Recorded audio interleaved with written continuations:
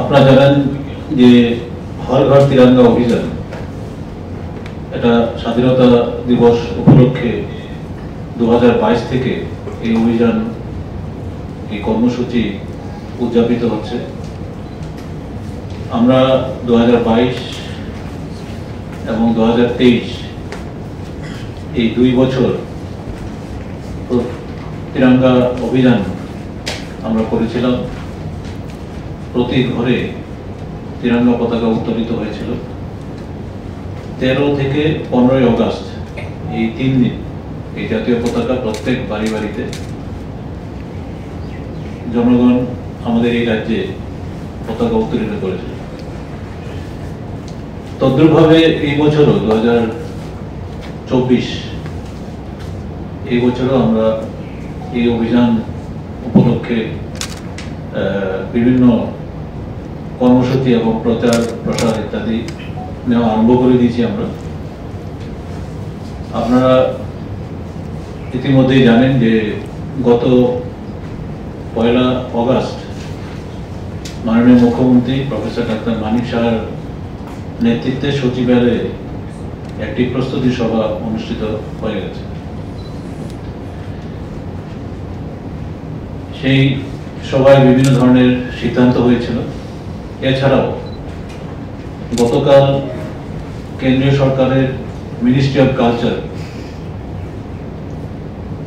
এই মন্ত্রণালয়ের পক্ষ থেকে একটি ভিডিও কনফারেন্স সারা দেশের বিভিন্ন রাজ্যের যারা কালচারাল সেক্রেটারি আছেন তাদের সাথে করা হয়ে গেছে এবং কিছু নির্দেশিকাও আমাদের হাতে এসে গেছে। সেই অনুযায়ী আজকে জনগণকে জানানোর উদ্দেশ্যে আপনাদের মাধ্যমে এই ধরনের সাংবাদিক সম্মেলন করা। ভারত সরকারের নির্দেশিকা অনুসারে রাজ্যে 9 থেকে 15 আগস্ট পর্যন্ত হর ঘর তিরঙ্গা এই অভিযান বিভিন্ন কর্মসূচি আমরা হাতে নিয়েছি। তা আগে 13, 14, 15, এখন 9 থেকে এই 9 আগস্ট থেকে এই কর্মসূচি আমরা হাতে নিয়েছি। তবে বাড়ি বাড়িতে যে পতাকা উত্তোলন এটা 13, 14, 15 এই আগস্ট এই 3 দিনই হবে, কিন্তু এর আগে কতগুলি কর্মসূচি আছে জনগণকে সামিল করার জন্য।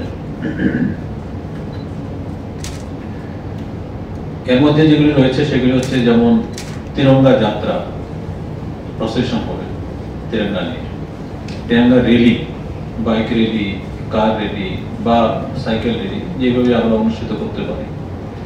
তিরঙ্গা রানস এন্ড ম্যারাথন,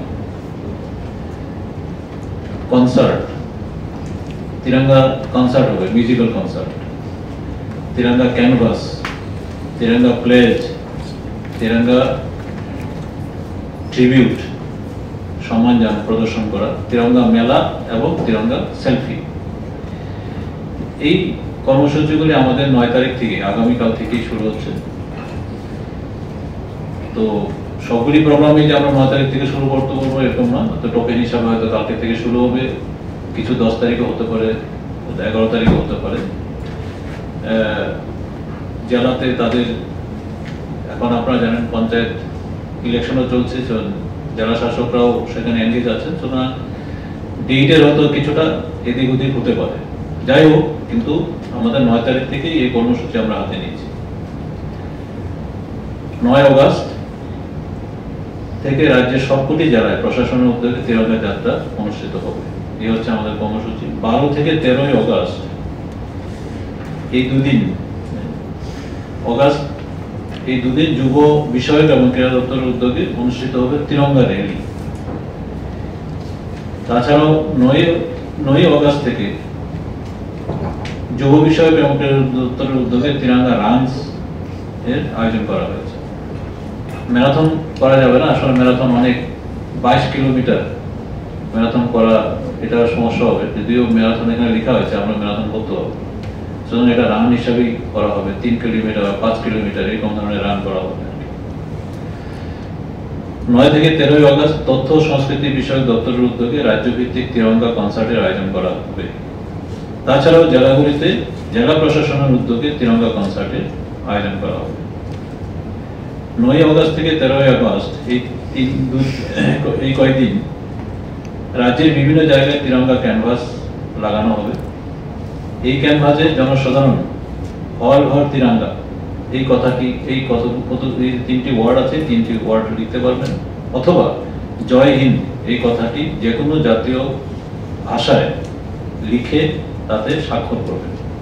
এই যে ক্যানভাসটি থাকবে, তিরঙ্গা ক্যানভাস যেটাকে বলা হবে, হর ঘর তিরঙ্গা ওয়েবসাইটে আপলোড করা হবে। 9 থেকে 13 আগস্ট রাজ্যে হর ঘর তিরঙ্গা অভিযান কর্মসূচিকে বিগত বছরে যেসব স্থানে শিলা ফলকম স্থাপন করা হয়েছে সেখানে তিরঙ্গা শপথ গ্রহণের অভিযান আয়োজন করা হয়েছে। এই যে শিলা ফলকম, আপনারা জানেন যে আমরা এই গত বছরই তো করেছিলাম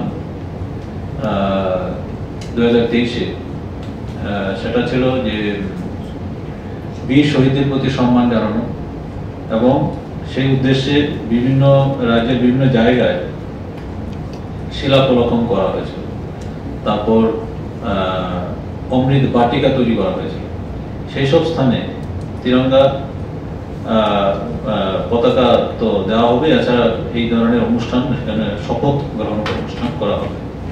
প্লেজ, তিরঙ্গা প্লেজ এটাকে বলা হয়, শপথ নেবে। তারপর 9 থেকে 13 আগস্ট প্রত্যেক জেলাতে দেশ রক্ষার জন্য যারা নিজেদের জীবন উৎসর্গ করেছেন তাদের প্রতি সম্মান প্রদর্শনের জন্য তিরঙ্গা ট্রিবিউট অর্থাৎ তিরঙ্গা সম্মান সেখানে জানানো হবে।